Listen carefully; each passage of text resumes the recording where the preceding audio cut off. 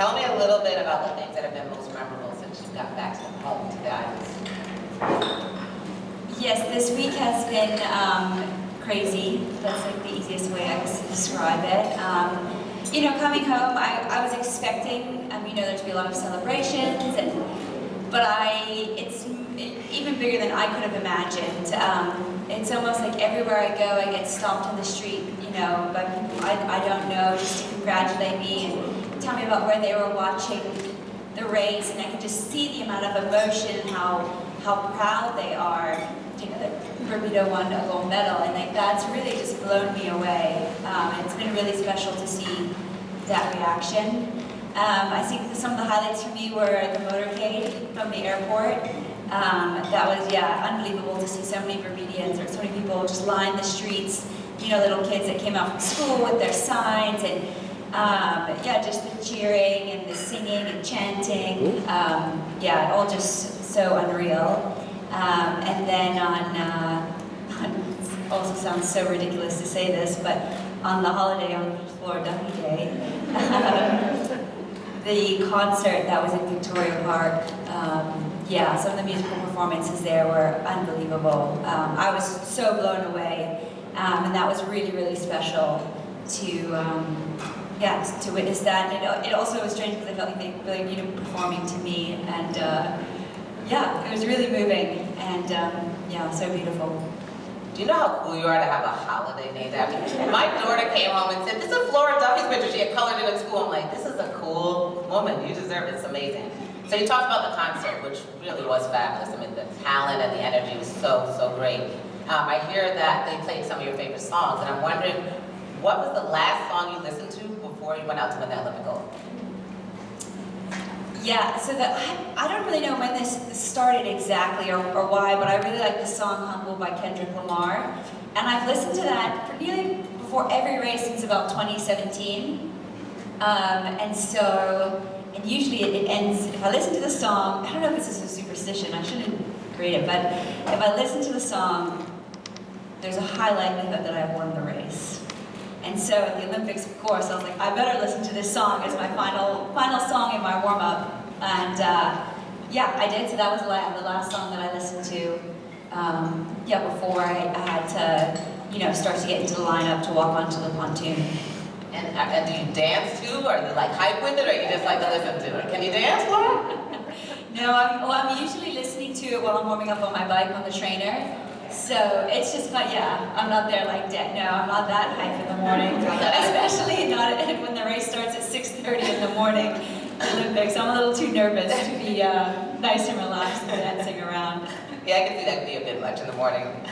Okay, so when I think about your career and just everything that you achieved, the words that come to my mind are resilience, pertinacity, and you've had unthinkable success to get to this point.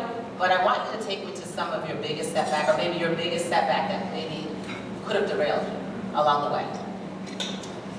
Yeah, you will relate to this, but as athletes, injury, that's kind of the biggest thing.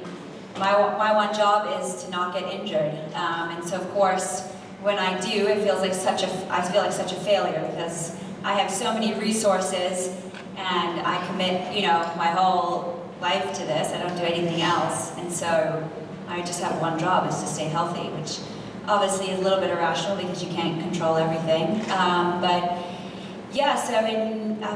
Probably one of my biggest injuries was in 2018. I hurt my foot, and I didn't race for over a year, and it was kind of a tough moment for me, I guess, as I was sort of felt like I was on the top of the world. Because I just won here in Bermuda, I'd won Commonwealth Games gold, I'd won the next race in the series in Yokohama, and it was after that race that I went from, some of the best form of my life, and it was one of the first moments that I allowed myself to believe that I could go to the Olympics in Tokyo and win a medal. And then the next thing I knew, I couldn't walk because my foot was so sore, and then fast forward a few months and things aren't any better, and at that time you didn't know about a pandemic, and in training months, and you need to qualify, the door was closing, and I was still not running, and I was still not being able to train, and so it got pretty highly stressful. But you know, like everything, a bit of time, and I was able to come out of that. And then, not that many people will probably know this one, but because I tried to keep it quiet, but earlier this year in April, sort of April, May, and even into June, I had quite a bad back injury, which that was very highly stressful when you're 3-4 months out from the Olympics and you're lying down and you can't sleep because your back hurts so much. And you're obviously trying to keep that quiet because the hype is building, and everywhere I looked, it was starting to be anywhere in any sort of triathlon media, they're picking their favorites, who they thought was going to win, and then it's all over Twitter, and then it's on Instagram, and I'm sitting there like, oh my gosh, like, I kind of know I have what I need to do this, but my body is just not lining up this year. And for me, that was a really, really difficult few months there.